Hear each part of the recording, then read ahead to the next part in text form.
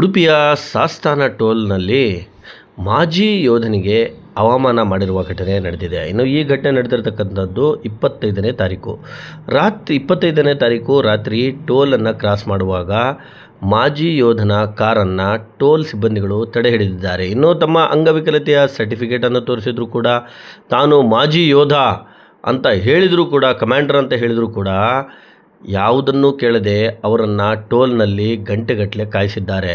ಇನ್ನು ತಮ್ಮ ಯಾರೋ ಸೀನಿಯರಿಗೊಬ್ಬರಿಗೆ ಕಾಲನ್ನು ಮಾಡಿ ಅವರು ಕೂಡ ಅರ್ಧ ಗಂಟೆಗಟ್ಟಲೆ ಅವರು ಕೂಡ ಇವರನ್ನು ಅದೇ ಜಾಗದಲ್ಲಿ ಕಾಯಿಸಿದ್ದಾರೆ. ಇನ್ನು ಇತ್ತೀಚಿನ ದಿನಗಳಲ್ಲಿ ನೀವು ನೋಡ್ತಿದ್ದಂಗೆ ಟೋಲ್ ಸಿಬ್ಬಂದಿಗಳ ಒಂದು ಸಾರ್ವಜನಿಕರ ಮೇಲೆ ಬಹಳಷ್ಟು ದೌರ್ಜನ್ಯ ನಡೀತಿರ್ತಕ್ಕಂಥದ್ದನ್ನು ನೀವು ನೋಡ್ತಾ ಇದ್ದೀರಿ.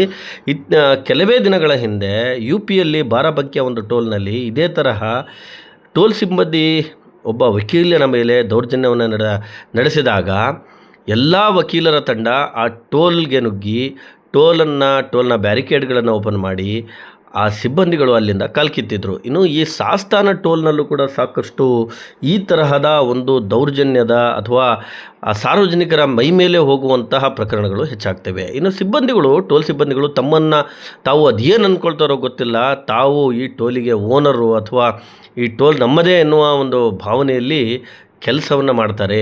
ಸಾರ್ವಜನಿಕರಿಗೆ ಬೆಲೆಯನ್ನು ಕೊಡೋದಿಲ್ಲ, ಸಾರ್ವಜನಿಕರಿಗೆ ಮರ್ಯಾದೆಯನ್ನು ಕೊಡೋದಿಲ್ಲ.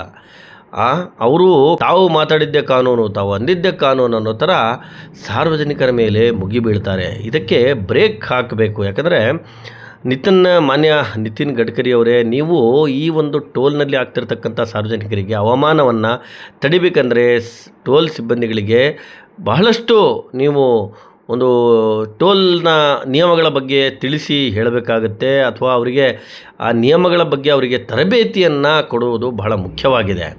ಇಲ್ಲ ಅಂದರೆ ಪ್ರತಿದಿನ ಇಂತಹ ಪ್ರಕರಣಗಳು ಬಹಳಷ್ಟು ನಡೀತಾ ಇರ್ತವೆ. ಬನ್ನಿ ಅವ್ರೇನು ಹೇಳಿದ್ದಾರೆ ನೋಡ್ಕೊಂಡು ಬರೋಣ.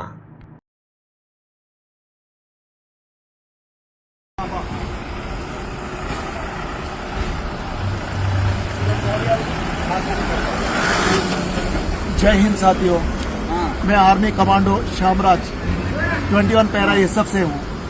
देखिए, आज कर्नाटक के उडुपी के बाद शास्ताना टोल बूथ में मैं हूँ। देखिए, ये लेटर निकालना।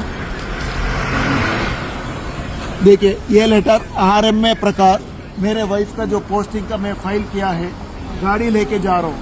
उसके अलावा मैं वार कैजुअलिटी ऑपरेशन पराक्रम का देखिए हर टोल से पास होके आया हूँ, बट शास्ताना टोल बूथ में मिस्टर सुरेश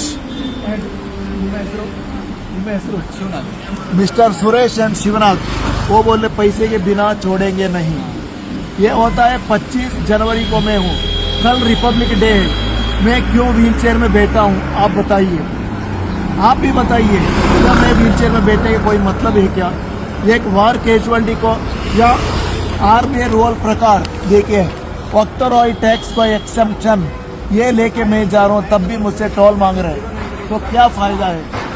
बस आप मुझे बताइए, नितिन गडकरी साहब आप मुझे बताइए। जय हिंद।